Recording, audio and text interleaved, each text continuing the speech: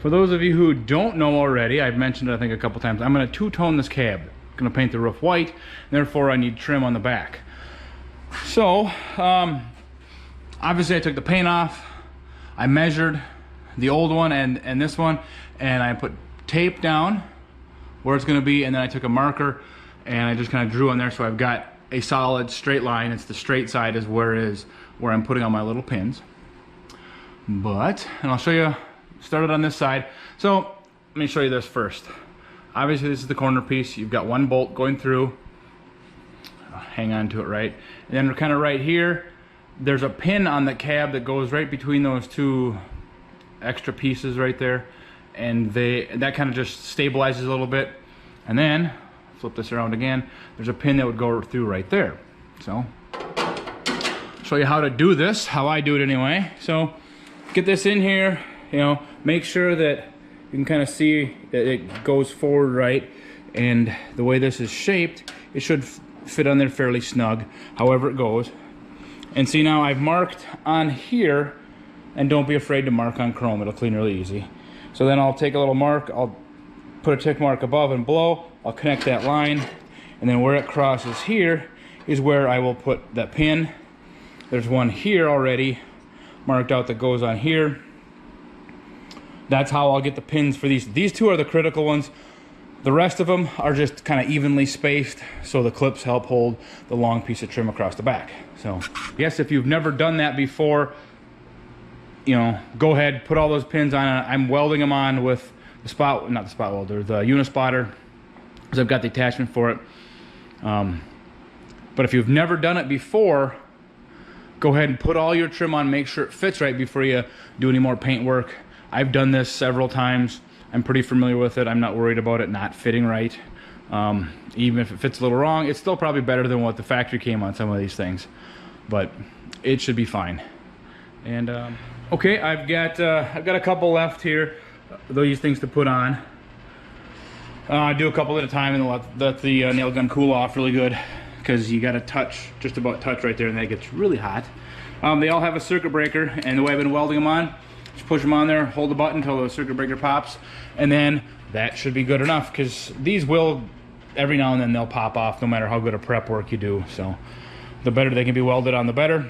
So, and I'll show you how this piece of trim clips on there if it wasn't explained well before. So obviously you got your bolt hole, there's that little middle piece, hooks onto that guy, and the one on the end slips over that. So if I can do this with one hand on the camera, oops, and you can kind of just see it slips right into there, and that goes over the top of that, so it just kind of holds it into place so it doesn't rock up and down, you know, just like that. It's a pretty ingenious way without, because some of the older models or some of the other various trims that go around the back, they had two bolt holes here, like one there and one back here. Well, this is easier because it's just one bolt. So, obviously you can see the roof is painted. This is what I'm two-toning with. It looks really off-white right now, and I know this color is a little bit off-white, but for some reason inside it looks really off. But I took my my test card out, compared it to the other cars and trucks I have outside. Yep, it's fine. Get it outside, it looks way whiter. So, but this is just the way that color acts too. I've ran into that problem before where I think it's weirder than it actually is. But anyway, I will show you these. So these are just little chunks of vacuum tube I put over the top of those pins so that they didn't get really thick with clear coat, so the actual clips will still clip on. There's obviously sealer and color on them, but no clear coat. They will be fine. Here we are. I have the cab shell completely painted, and you can tell I've already started to put some trim on. And I got my brand new, hang on, I'll show you this. My brand new cargo light. I've got LED bulbs in there because, and I was able to find a replacement, aftermarket replacement for this. I was very happy because this is what I had sitting on the yard, and that's yeah, that's just gross. And I don't think there's hardly any fix to this other than buying a new one. And they weren't, I mean, they weren't cheap, but they weren't like crazy expensive either. So that's good. They work. I put directional LEDs in so they shine more straight back. and I got some omnidirectional ones. I tried both of them in there, and there doesn't seem to be a lot of difference. These are a little whiter. The other ones are a little closer to maybe the color of a incandescent, but whatever. It kind of doesn't matter. So I will have to do some rebuffing on the roof itself. It died back in a couple places, which is typical. I use PPG 2042, and it's got a nice buffing window within 24 to 36 hours, and then it gets hard as a rock, just basically not buffable. And then a few months later, it'll buff like butter again. So, go figure. So I'll have to redo that. I'm sure there's some blue. I only buffed like the cab corner and then just around the corner of it. And then, of course, the A-pillars a little bit too, because I had a couple little spots of dust in there, and there's a fingerprint or whatever I left. So then the other thing, the color, I'll show you, see if that, yeah, that kind of shows up. So this paint that I use for jams essentially is the exact, it's supposed to be the exact color, or pretty damn close to it. It's an older formula, Omni MAE, which is a enamel single stage. This looks a little bit darker than the actual body panels that I have. This is a little bit lighter, and obviously you can see there's a noticeable color difference. But for whatever reason, they do not make this color, I should say, in DBC. PPG doesn't make it for whatever reason. I don't know why. I kind of maybe understand part of it because this was an Air Force only color. How many people ever called the color library to demand or to ask for an actual DBC formula? It's hard to believe that nobody hasn't, but you know, it is what it is. So it's going to be this color. This is a little bit lighter than like the fenders that are outside.